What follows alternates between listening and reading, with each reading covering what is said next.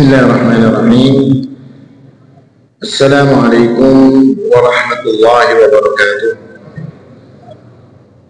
Alhamdulillah, nahmaduhu wa nasta'inuhu wa nastaghfiruh wa na'udzu billahi min shururi anfusina wa min sayyiati a'malina. Man yahdihillahu fala mudilla lahu wa man yudlil fala hadiya lahu. Wa asyhadu an la ilaha illallah wahdahu la syarika lahu وأشهد أن محمدا عبده ورسوله.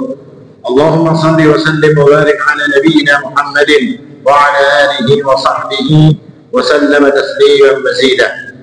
وبعد، إخواني وأخواتي في الدين عزكم الله. Bapak Ibu sekalian, jemaah salat maghrib Masjid Ami Abdullah yang dimuliakan oleh Allah Subhanahu wa taala. Alhamdulillah, kembali kita bersyukur kepada Allah Subhanahu wa taala atas karunia-Nya lah, atas nikmat-Nya lah, atas rahmat Allah pula kita bisa berada di tempat yang mulia ini. Semoga ini semua akan menjadi jalan kebaikan untuk diri kita, dimudahkannya kita untuk bisa beribadah kepada Allah, ditambah dengan menuntut ilmu adalah satu nikmat yang sangat luar biasa, nikmat yang kita berharap agar senantiasa Allah Subhanahu wa taala berikan kepada kita sampai nanti kita bertemu dengan Allah Subhanahu wa taala. Amin ya rabbal alamin. Ikhwani wa akhwati fiddin azzakumullah. Kita ini berada di bulan Rabiul Awal. Ya, Rabiul Awal apa? Bahasa Banjarnya bulan mulut. Padahal mulut itu kalau bahasa Indonesia muntuk artinya. Bulan mulut ya. Artinya banyak di masyarakat kita ini yang menjadikan bulan ini bulan menjadikan mereka ini mengenang Rasulullah SAW. Dibacakan tentang sirah-sirah Nabi, dibacakan tentang cerita-cerita Nabi Muhammad SAW, agar manusia itu menjadi ingat dengan Rasulullah SAW. Meskipun terkadang ada sebagian yang mencampurkannya dengan perkara-perkara yang tidak seharusnya terjadi di saat seseorang menceritakan tentang Rasulullah SAW. Dan di pertemuan kita kali ini kita juga akan membahas beberapa cerita, beberapa kisah yang biasanya tersebar, yang biasanya diceritakan di masyarakat, akan tetapi terkadang cerita itu cerita yang tidak sahih, cerita yang tidak benar, atau dalam arti yang lain cerita itu terkadang masih diperselisihkan tentang kebenarannya. Nah, kita membahas ini untuk apa? Untuk agar kita tahu tentang cerita Nabi Muhammad SAW, junjungan kita itu dengan cerita yang benar. Karena kita takut ketika kita menisbatkan satu cerita berkaitan dengan Nabi Muhammad SAW, sedangkan itu tidak terjadi, maka kita takut akan ancaman Nabi Muhammad SAW, yang artinya ketika orang itu man kadzdzaba alayya muta'ammidan falyatabawwa maq'adahu minan nar. Orang yang berdusta, kita takut meskipun kita nggak niat dusta, tapi terhitung menyebarkan cerita dusta, cerita hoax.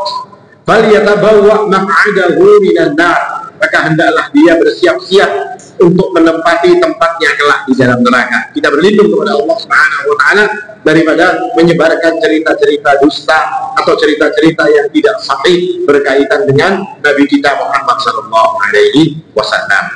Dan di antara cerita yang masyhur yang jadi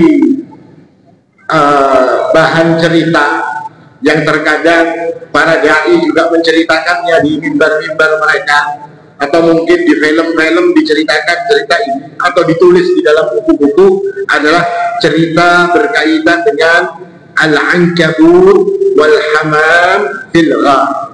Cerita tentang sarang laba-laba dan burung dara di muka goa Hira. Ini ma'ruf kan ceritanya, Pak? Di depan goa yang Nabi bersembunyi itu ada apa ya? Ada sarang laba-laba dan ada burung yang sedang mengerami telurnya. Seperti apa cerita ini? Disebutkan bahwasanya dari sahabat Anas bin Malik, anna Nabiya sallallahu alaihi wasallam lailatul ghar amara Allah azza wa jalla syajaratan fa kharajat fi wajhi Nabi sallallahu alaihi wasallam tasturuh. Ketika Nabi sallallahu alaihi wasallam itu bersembunyi di Gua Hira, Lalu kemudian Allah memerintahkan kepada pohon untuk tumbuh di depan pintu goa sebagai jalan untuk menutupi Nabi Muhammad SAW. Dan pohon itu karena perintah Allah, maka dia langsung tumbuh. Lalu kemudian wa anna Allah azza wa jalla ba'da al-ankabut fanasajat ma bainahuma. Lalu kemudian Allah memerintahkan lagi kepada laba-laba untuk membuat sarang di antara pintu goa. Maka membuatlah sarang dengan perintah Allah Subhanahu wa taala. Fasatarat wajhan Nabi sallallahu alaihi wasallam. Wa amara Allahu hamamataini wahshitataini fa aqbalata tadufan.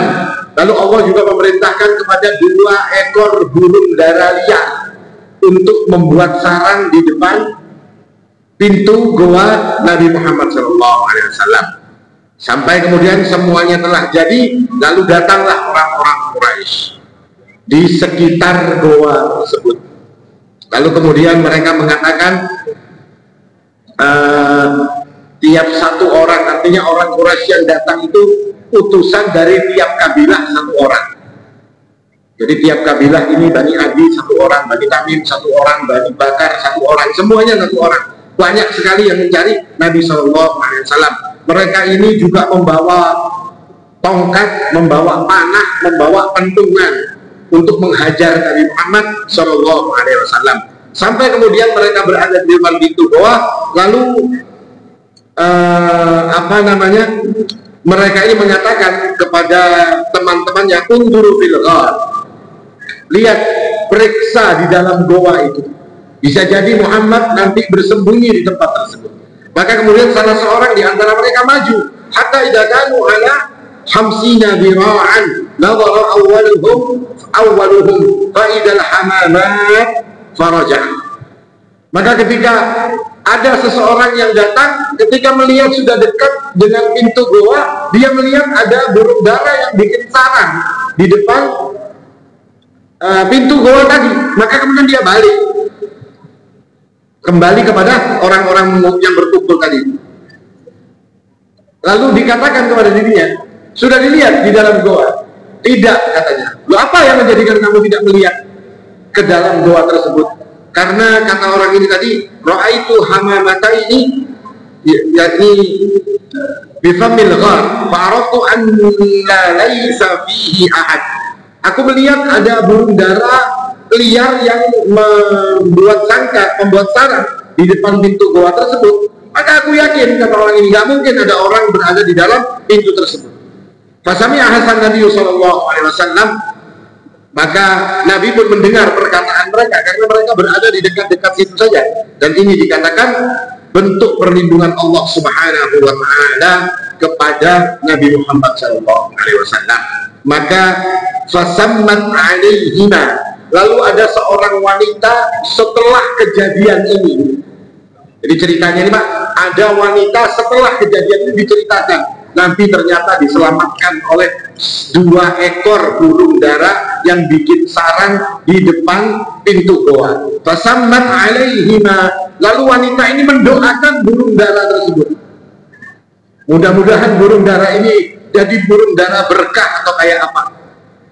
Lalu fa'akhrazahumallahu ta'ala bil haram, lalu Allah Subhanahu wa ta'ala itu menjadikan perlindungan pada burung dara tersebut. Fa'afraha kullu ma taraw, lalu kemudian burung dara itu menjadi berkembang biak sampai jumlahnya jadi banyak dan berada di daerah haram. Artinya di tanah haram jadi banyak burung daranya.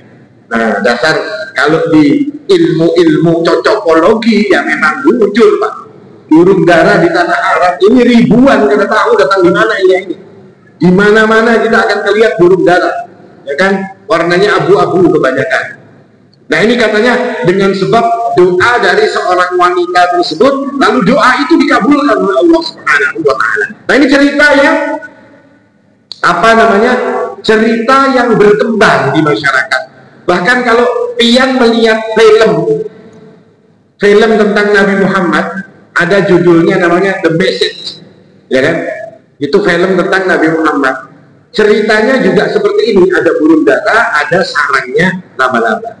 Tapi sesungguhnya cerita ini cerita yang tidak sahih. Dalil-dalil yang menunjukkan tentang cerita ini semuanya dhaif. Bahkan dikatakan oleh para ulama, hadis-hadis yang berkaitan dengan masalah burung dara, dengan masalah sarang laba-laba, dengan masalah pohon yang berada di muka goa tempat Nabi Muhammad bersembunyi itu, semua hadisnya dhaif, hadis yang tidak sahih.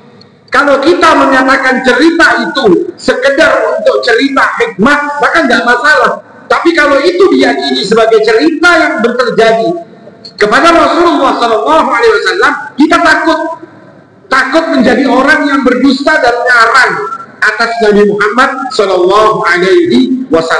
Meskipun cerita ini banyak sekali ditulis dalam kitab-kitab tafsir, ditulis juga dalam kitab-kitab sejarah. Akan tetapi Ibnu Katsir rahimahullahu ta'ala, meskipun beliau menuliskan dalam kitab sejarah beliau, Ibnu Katsir mengatakan cerita tentang burung dara di depan goa, cerita tentang sarang laba-laba di depan goa, dan tentang pohon yang ada di dalam goa, semuanya adalah dhaif. Jadi itu bukan kejadian, kita tidak pernah menganggap itu terjadi kepada Rasulullah SAW. Meskipun cerita ini masyhur, sehingga di buku-buku ditulis, di kitab-kitab ditulis, dai-dai kemudian menyampaikan kepada umat di atas mimbar. Padahal cerita ini semua adalah cerita yang dhaif. Lalu cerita yang benarnya kayak apa? Cerita yang benarnya terdapat di dalam Sahih Bukhari dan Sahih Muslim. Ceritanya mirip kayak tadi juga. Artinya Nabi Muhammad SAW ini dikejar oleh tiap satu kabilah itu satu orang, lalu semua memburu Nabi Muhammad SAW, mencari Nabi Muhammad SAW.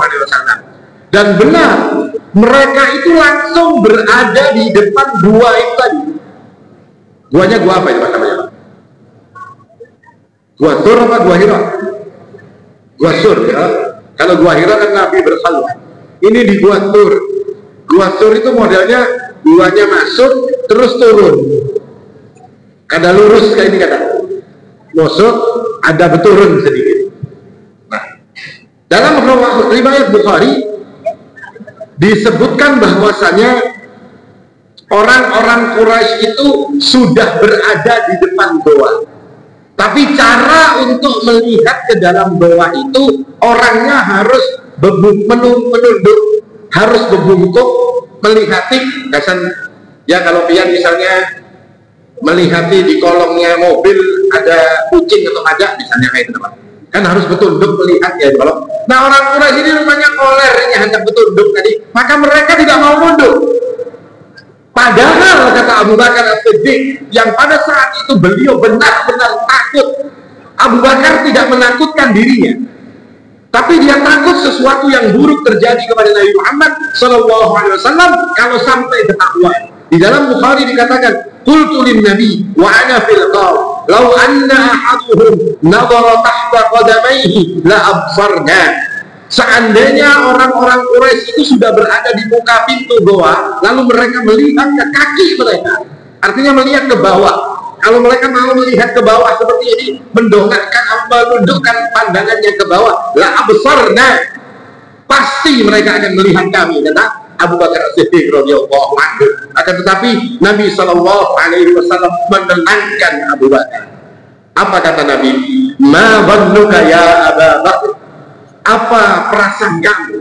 Apa yang engkau pikirkan wahai Abu Bakar? Bi'ithnaini Allahu thalithuhuma. Apa yang engkau pikirkan wahai Abu Bakar ketika ada dua orang tetapi orang yang kedua itu tadi dibersamai oleh Allah menjadi yang ketiga? Artinya ada backingannya Allah Subhanahu wa Ta'ala. Apa menurut kata Nabi Muhammad SAW? Makanya kemudian diceritakan di dalam surat At-Taubah, Nabi mengatakan kepada Abu Bakar As-Siddiq, idh qala li sahibihi la tahzan innallaha ma'ana. Jangan kamu takut wahai Abu Bakar, karena Allah Subhanahu wa Ta'ala itu bersama kita. Nah ini cerita yang sahih. Jadi cerita kisah ada burung merpati, kisah ada yaitu cerita rami-ramian adalah. Intinya semua cerita yang berkaitan dengan ini bukan sekedar cerita untuk kita tahu tentang begitu susahnya Nabi Muhammad SAW di dalam melepaskan diri beliau dari ancaman orang-orang Quraisy. Hikmah yang bisa kita ambil di dalam cerita ini adalah penjagaan Allah Subhanahu wa Ta'ala kepada Rasul Sallallahu Alaihi Wasallam. Dan kita bisa mengambil hikmah bahwasanya kita harus yakin ketika kita berdakwah, ketika kita menyampaikan kebenaran, ketika kita menyampaikan apa yang ada dalam kitab Allah dan sunnah-sunnah Nabi Muhammad Sallallahu Alaihi Wasallam, maka yakinlah bahwasanya Allah Subhanahu wa Ta'ala akan memberikan penjagaan. Sebagaimana Abu Bakar ketika Nabi berkata kepada beliau, la tahzan innallaha ma'ana, jangan engkau takut wahai Abu Bakar, karena Allah bersama kita. Kenapa bersama kita? Karena kita menjalankan perintah Allah, kita menyebarkan agama Allah Subhanahu wa Ta'ala. Seperti Musa alaihi salam ketika berkata kepada orang-orang Bani Israel yang ada bersama beliau. Orang-orang Bani Israel mengatakan, ya Musa, inna lamudrakun, kita kena wahai Musa, bakal kena di depan laut, di belakang pasukannya Fir'aun. Maka apa kata Nabi Allah Musa alaihi salam?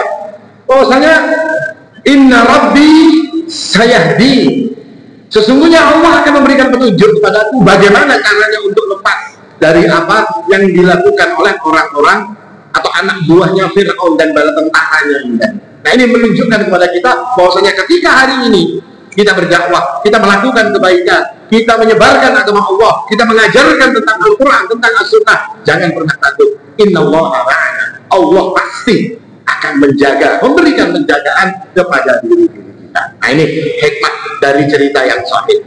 Jadi kita sudah tahu satu cerita yang tidak sahih, kan sampai hari ini kan kita masih meyakini ya Pak, kisah burung dara itu atau kisah laba-laba.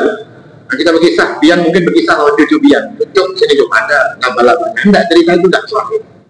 Yang sahih cerita yang diriwayatkan oleh Imam Al-Bukhari. Orang-orang Quraisy sudah berada di pintu doa, tapi dengan perlindungan Allah Subhanahu wa Ta'ala mereka tidak melihat apa yang ada di bawah kaki mereka. Ini cerita pertama. Cerita kedua adalah istiqbalun nisa'i wal wala'id lin Nabi sallallahu alaihi wasallam bid-dufufi wal ghinah. Sambutan dari para wanita dan anak-anak ketika Nabi Muhammad sallallahu alaihi wasallam itu lalu mereka memukul rebana, duf itu alat musik pukul. Lalu mereka menyanyikan lagu atau menyanyikan syair Tala'al badru alayna min thaniyatil wada. Jadi telah muncul al-badr, badr bulan purnama ini Muhammad sallallahu alaihi wasallam. Dari mana? Min thaniyatil wada. Apa itu thaniyatil wada? Thaniyatil wada itu nama tempat atau nama jalan untuk masuk ke dalam kota Madinah. Madinah itu punya 7 jalan untuk masuk ke dalam. Ada 7 jalan untuk masuk ke dalam kota Madinah dari berbagai macam arah, dari Syam, dari Mekah, dari Yaman, dari mana-mana ada jalan. Nah, salah satu jalan itu namanya Saniyatul Wada. Lalu orang-orang wanita-wanita ini ngumpul menyambut Nabi sambil menyanyikan tadi. Makanya sekarang kan kalau ada bulan Maulid, ada acara-acaranya itu kan sambil mukul rebana terus nyanyinya lagu apa? Tala'al badru alayna, ya kan? Nah, ini kata mereka seperti, apakah ada riwayat yang seperti ini? Ada riwayatnya, tapi riwayatnya dhaif. Riwayatnya nggak sah. Riwayatnya bukan cerita dari Nabi Muhammad SAW terjadi seperti itu. Dan tidak ada ketika Nabi Muhammad datang, itu wanita-wanita keluar, anak-anak kecil keluar, membawa rebana, lalu berketipu, Tala'al badru alaina. Nggak ada yang seperti itu. Kenapa tidak ada? Dan hadis ini dikatakan oleh para ulama sebagai hadis yang dhaif. Sebagaimana Ibnu Taimiyah mengatakan ini dhaif, kata Ibnu Taimiyah. Kenapa dia dikatakan dhaif? Karena Ibnu Katsir pun juga mengatakan ini artinya sesuatu yang nggak benar, ini dhaif. Ya kan? Sesuatu yang dikatakan oleh Ibnu Katsir sebagai cerita yang dhaif. Apa sisi dhaifnya? Sisi ketidakmungkinan daripada cerita Tala'al badru alaina. Orang menyambut Nabi dengan memukul ketikung tadi. atau wukul rebana tadi. Apa yang menjadikan itu tidak masuk akal dan tidak benar? Bukan tidak masuk akal, tidak benar. Yang pertama, orang Madinah itu nggak tahu mukanya Nabi itu seperti apa. Ketika Nabi Muhammad SAW itu datang, ini yang sahih, ini cerita yang sahih. Ketika Nabi Muhammad itu datang bersama siapa, Pak? Bersama Abu Bakar As-Siddiq radhiyallahu anhu. Yang dikira Nabi Muhammad itu Abu Bakar, bukan Nabi Muhammad yang dikira. Kenapa? Karena saking sederhananya Nabi Muhammad ini, sampai kalau dalam bahasa kita malah kok kan ada potongannya jadi Nabi. Sederhana sekali beliau ini. Nah, lain ini Nabi yang itu Abu Bakar As-Siddiq yang dibilang Nabi. Saking sederhananya Nabi Muhammad SAW ini, artinya bukan koyok si dunia itu, tidak mau menunjukkan diri, tidak. Itu sifat Nabi Muhammad, yang ini yang harus kita tiru. Karena kayak kita, Pak, berisi baju belang tertutup seputing aja sudah, ya kan? Tuh bahasa berapa ya, Pak? Baju balang tertutup. Ada yang orang berapa ya? Ya. Nah, itu bahasa bahari, kalau itu kan anuman ya. Kadang-kadang itu bahasa orang zaman dulu. Bahasa nini ulut biasa. Baju balang tertutup tuh kalau hari raya, baju yang pokoknya yang najis ya, Pak. Nabi tidak melakukan yang seperti itu. Lalu apa yang terjadi? Sampai kemudian ketika panas itu terik, Abu Bakar kemudian mengangkat selendangnya menutupi kepala Nabi supaya Nabi tidak ada kepanasan. Hanya orang tahu, oh Nabi nyalain itu, nah ini sekalinya Nabi. Jadi orang tua orang Madinah nggak kenal dengan Nabi, nggak tahu dengan Nabi. Dikira Abu Bakar, sampai Abu Bakar memayungi Nabi dengan selendangnya dipayungi supaya beliau tidak kepanasan. Baru orang-orang tahu, oh Nabi yang ini. Bagaimana mungkin terus orang-orang Madinah akan mengatakan taulah apa? Gak mungkin, ya kan? Gak mungkin mereka nggak kenal dengan Nabi Muhammad SAW. Nabi bukan orang yang bolak-balik ke Madinah lain.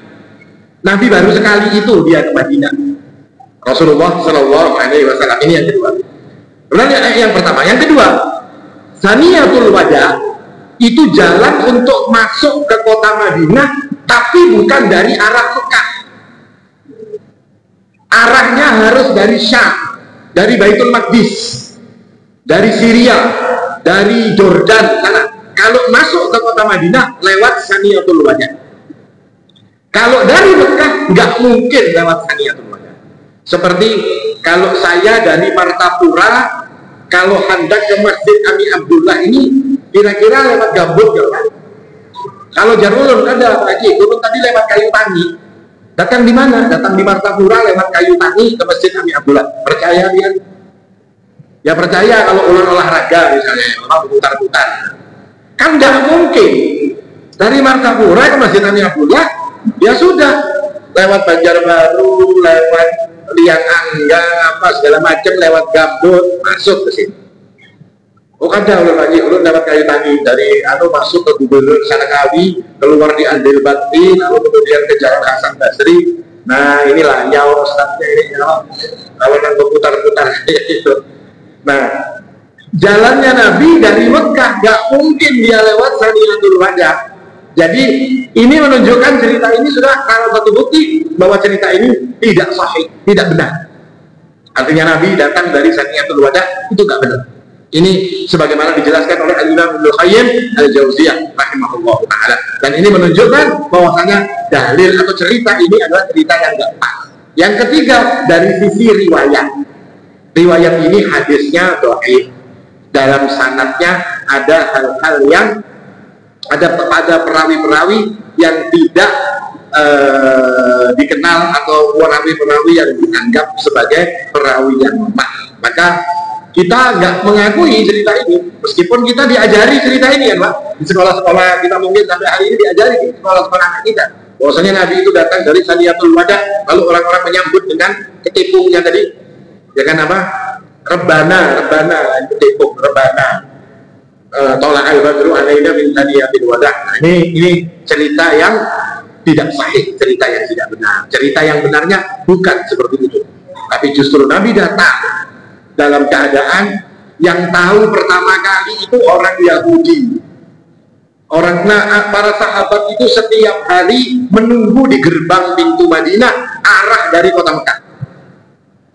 Hari ini Nabi nggak datang karena perjalanan Nabi dari Mekah ke Madinah itu kan sembunyi-sembunyi dan muter jalan, sehingga lama. Besoknya terus jalan, besoknya terus, setiap hari sampai kalau mereka sudah kepanasan mereka pulang. Qadarullah, hari itu ada seorang Yahudi yang sedang naik ke pohon kurma. Di kejauhan dia melihat dua bayang-bayang. Lalu dia berteriak kepada orang-orang Madinah pada saat itu, wahai Bani Qailah, itu yang kalian tunggu sudah datang. Yang hari-hari yang tunggu itu datang, sudah aku melihat di kejauhan ada dua orang yang datang. Nah itu cerita yang benarnya. Lalu Nabi datang, nggak ada yang kenal dengan Nabi sampai Abu Bakar itu dia memberikan wahyu kepada Rasul Shallallahu Alaihi Wasallam. Apa hikmahnya di sini, Pak? Sebetulnya hikmahnya ini untuk menunjukkan kecintaan mereka kepada Rasul Shallallahu Alaihi Wasallam. Artinya begitu bahagianya mereka, begitu senangnya mereka dengan kedatangan Nabi, sampai kadang-kadang dikarang cerita dengan lepas. Sebenarnya mereka ingin menunjukkan cinta mereka kepada Rasulullah. Akhirnya datangnya Nabi itu seperti hari raya, sampai itu dipukul, rebana itu dipukul, yang cuma biasanya untuk acara-acara khusus, untuk hari raya, untuk perang, untuk segala macam. Karena Nabi yang datang seperti hari raya, karena mereka begitu cinta, begitu rindu, begitu mengagungkan Nabi Muhammad Sallallahu Alaihi Wasallam. Ini cerita yang kedua, yang banyak tersebar, tapi cerita ini sebetulnya cerita yang tidak sahih. Cerita yang ketiga juga cerita yang top juga cerita ini. Cerita tentang bayatu aliyin fi firasy Rasulullah Sallallahu Alaihi Wasallam. Tidurnya Ali bin Abi Thalib di kasurnya Nabi Muhammad Sallallahu Alaihi Wasallam. Nah kan, waktu cerita hijrah itu dikatakan tempat tidurnya Nabi siapa yang mentidur? Ali bin Abi Thalib. Nah, hadisnya itu disebutkan dalam hadis tasyawarat Quraisy lailata di Makkah. Orang-orang Quraisy itu sedang musyawarah pada malam itu di kota Makkah. Qala ba'duhum, sebagian dari mereka usul, idza asbaha fa'asbiduhu bil wata. Besok pagi hari ini kita kepung rumahnya Nabi Muhammad, besok pagi kita tangkap dan kita ikat. Wa qala ba'duhum, yang sebagian lagi mengatakan enggak usah diikat-ikat. Faqtulu, langsung bunuh saja. Enggak usah repot-repot lagi, bunuh saja langsung, kata yang sebagian lagi. Sebagian lagi mengatakan jangan dibunuh, bal akhriju, usir saja dia, suruh dia pergi. Lalu kemudian makar mereka ini kemudian diceritakan oleh Allah Subhanahu wa taala kepada Nabi Muhammad sallallahu alaihi wasallam. Allah mengatakan wa id yamkuru bikal ladina kafaru liyuthbituka aw yukhrijuk. Ketika orang-orang Mekah itu membuat rencana untuk mengusir dirimu, dikabarkan kepada Nabi. Lalu kemudian Nabi yang sudah tahu, Ali bin Abi Thalib disuruh tidur di tempatnya, terus Nabi pergi berhijrah dan bersembunyi di goa. Nah cerita ini masyhur Pak ya? Ali menggantikan tempat tidurnya. Nah cerita ini sebetulnya dhaif. Ceritanya tidak benar, bukan seperti itu ceritanya. Ceritanya seperti apa? Cerita yang sahih itu ketika orang-orang Quraisy ini mengepung rumah Nabi, menunggu di depan rumah Nabi untuk kemudian Nabi itu keluar dan akan mereka bunuh. Allah Subhanahu wa taala menjadikan mereka itu nggak melihat Nabi. Lalu kemudian Nabi Muhammad SAW keluar dengan tenang sambil membawa pasir, sambil membaca ayat waja'alna min baini aydihim saddan wa min khalfihim saddan fa aghshaynahum fa hum la yubsirun. Lalu di kepala mereka itu diberi pasir oleh Nabi Muhammad SAW. Yang mengepung tadi kepalanya dijuluk diandaki pasir. Sampai mereka itu berjaga sampai pagi. Setelah pagi dicari Nabi Muhammad SAW, ada enggak? Tidak ada Rasulullah SAW. Lalu ada orang yang mengatakan kepada orang-orang yang menunggu tadi, kalian ngapain di rumah Nabi Muhammad SAW? kami menunggu Nabi Muhammad keluar. Kami akan melakukan sesuatu kepada orang ini, kata orang-orang Quraisy tadi. Muhammadnya Shallallahu Alaihi Wasallam sudah mati keluarnya. Bahkan ketika ia keluar, kepala bubuhan nyawa ini dibarinya pasir dalam Muhammad. Dijamainya kepala mereka masing-masing, memegang kepala mereka, dan benar di atas kepala, di rambut-rambut mereka, di kopiah-kopiah surban-surban mereka ini semunyaan bepadir. Tapi kayak apa mereka tidak melihat. Karena Nabi Muhammad SAW mengatakan, "Waja'alna min baini aydihim saddan." Dan Allah menjadikan di depan mereka itu saddan, penutup. Ya kan, ada pelindung. Wa min khalfihim saddan, di belakang mereka ada saddan juga, ada penutupnya juga. Fa'amsyainahum, lalu mereka diliputi sesuatu, fahum la yubsirun. Makanya ini sampai dikatakan ada yang agak kurang ajar juga, Pak. Ujar yang orang saktinya ini yang mengajari maling diajari kalau kita hendak menyuntan banyak baca doa ini. Nah ini kurang ajar, Pak. Al-Quran diulang maling. Pernah dengar cerita itu, Pak? Saya pernah dengar ada yang bercerita seperti itu. Nah, itu ceritanya, ulun yang mendengar anak-anak itu bandar lain. Ulun waktu di Jawa kan ada model-model aneh-aneh. Bayangkan dia maling disuruh baca Quran, waja'alna min baini aydihim saddan wa min khalfihim saddan fa'amsyainahum fahum la yubsirun. Supaya apa? Supaya waktu kita menyuntan kain ajar bunyinya maling tadi, nang ikam cuntan itu kada terbangun, kada melihat, kada terbangun, kada berasa, tahu-tahu barangnya supaya ikam angkut. Nah ini pelecehan kepada Al-Quran. Dan memang ilmu-ilmu sesat itu ya kerjaannya setan. Ya maunya setan, ya modelnya seperti itu. Ya kan, melecehkan Al-Quran. Bahkan ada, Pak, yang di satu kamar, dia punya kamar isinya Al-Quran, yang nanti kamar itu dibikin untuk dia buang kotoran apa segala macam di kamar tersebut. Pelecehan kepada Al-Quran, tapi dijadikan sakti nanti oleh jinnya ini, dibantu oleh setan-setan yang mendukung dirinya. Intinya yang terjadi sebenarnya berkaitan dengan Nabi ya seperti itu. Tidak ada ceritanya Ali tidur di dalam kamar Nabi, di atas tempat tidur Nabi, tidak ada. Tidak sahih ceritanya. Yang sahih ceritanya Nabi keluar tanpa pernah bisa dilihat oleh orang-orang Quraisy. Lalu apa hubungannya dengan Ali bin Abi Thalib? Ali bin Abi Thalib itu nanti jadi wakilnya Nabi untuk mengembalikan barang. Orang-orang Quraisy itu meskipun mereka ini memusuhi Nabi, tapi mereka itu percaya dengan Nabi. Jadi mereka titip barang itu kepada Nabi. Wahai Muhammad SAW, titip ini, titip ini, titip ini. Jadi Nabi itu punya titipan dari orang-orang Quraisy itu banyak banget. Sebagai contoh, Ummu Habibah Ramlah bintu Abi Sufyan, itu anaknya Abi Sufyan.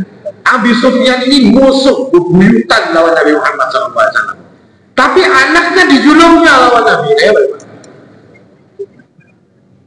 Anaknya dijulungnya. Kenapa? Oh ini orang baik. Kalau untuk urusan pernikahan, urusan untuk berkeluarga, ini orang baik. Dijulungnya anaknya. Tapi kalau untuk urusan agama, ikan musuh. Itu Abu Sufyan. Nah orang Quraisy juga gitu. Mereka titip barang kepada Nabi Muhammad SAW. Dititipkan barang-barang mereka. Nah ketika Nabi itu hijrah, semua barang itu diberikan kepada Ali bin Abi Thalib. Lalu dikatakan oleh Nabi, kembalikan kepada para pemiliknya. Kalau kita, Pak, dititipi orang barang, terus yang menitip belakang lawan kita ini hendak membunuh kita, kira-kira kayak apa? Hah? Selajur akan sang modal. Salah sendiri, kenapa kamu mau menyakiti saya? Dikembalikan. Lalu Ali mengumumkan, saya kasih waktu 3 hari. Setelah 3 hari, saya akan pergi hijrah, barangnya tetap. Akhirnya waktu 3 hari itu barang-barang itu semua diambil oleh orang-orang yang ada. Nah ini cerita yang sahih seperti itu. Sedangkan cerita Ali yang tidur di tempat tersebut itu adalah cerita yang tak sahih. Ini cerita habis waktunya. Padahal ada sebutin lagi cerita ini, Pak. Ini cerita yang apa namanya? Cerita yang menyentuh jiwa juga ini. Cerita tentang sedikit aja, Pak. Cerita tentang marahnya Nabi Muhammad SAW ketika beliau melihat Hamzah bin Abdul Muttalib itu mati dalam keadaan dicabik-cabik badannya. Lalu Nabi mengatakan, la in azharani Allahu alaihim, yakni al-kuffar Quraisy alladziina qatalu Hamzah la umathilanna bi 30 rajulan minhum. Kalau sampai nanti aku menang terhadap orang Quraisy, kata Nabi, maka aku akan memutilasi 30 orang di antara mereka sebagai balasan daripada perbuatan mereka kepada Hamzah bin Abdul Muttalib. Karena Nabi itu benar-benar sakit hati. Bahkan beliau mengatakan, seandainya, kata Nabi, aku tidak takut para wanita itu akan meratap. Seandainya aku tidak takut para wanita itu akan menangisi keadaan Hamzah, niscaya aku akan membiarkan Hamzah dan tidak aku kubur, kata Nabi. Supaya apa? Supaya dia dimakan binatang buas, supaya dia dimakan burung-burung, dan nanti Allah Subhanahu wa Ta'ala akan membangkitkan Hamzah dari semua binatang yang ada. Nah, ini ceritanya semua dhaif. Kenapa dhaif, Pak? Bukan sifatnya Nabi dendam seperti itu. Nabi nggak pernah berdendam seperti itu. Bahkan pembunuh Hamzah ketika Wahsy itu masuk Islam diterima oleh Nabi, ya kan, diterima oleh Rasulullah Sallallahu Alaihi Wasallam. Makanya kata Allah, fa in aqabtum fa'aqibu bimithli ma uqibtum bih. Kalau kamu membalas, menghukum mereka, maka hukum mereka sesuai dengan apa yang mereka lakukan. Tidak boleh berlebihan. Gara-gara Hamzah 30 orang hendak dimutilasi, dijadikan sate semuanya. Itu bukan sifatnya Nabi Muhammad, Pak. Tidak ada Nabi dendam seperti itu. Bahkan cerita ini masyhur, tapi justru menjelekkan Nabi. Nabi kok dendam seperti ini. Bukan orangnya Rasulullah SAW. Wahsinya datang, pembunuh Hamzahnya datang. Orang yang menyuruh siapa, Pak? Hindun datang, diterima oleh Nabi Muhammad SAW, dimuliakan oleh Nabi Muhammad SAW. Bagaimana mungkin beliau akan mengatakan, akan ku gantinya 30 orang akan aku mutilasi? Gak mungkin Nabi mengatakan yang seperti itu. Nah, ini beberapa kisah berkaitan dengan Rasulullah SAW, yang kisah-kisah tersebut kebanyakan adalah cerita yang tidak sahih. Tetapi cerita-cerita yang sahihnya tadi juga ada. Kenapa ini jadi tetap tersebar? Karena mungkin rame ceritanya. Jadi tersebar-sebarkan itu rame. Orang ketujuh padahal ceritanya tidak sahih. Nah, ini kira-kira yang bisa saya sampaikan. Padahal banyak benar dari kisahnya. Mudah-mudahan bermanfaat. Aku udah boleh hadal al-haq wa Allah. Subhanakallahumma wa bihamdik, asyhadu an la ilaha illa anta, astaghfiruka wa atubu ilaik. Wassalamualaikum warahmatullahi wabarakatuh.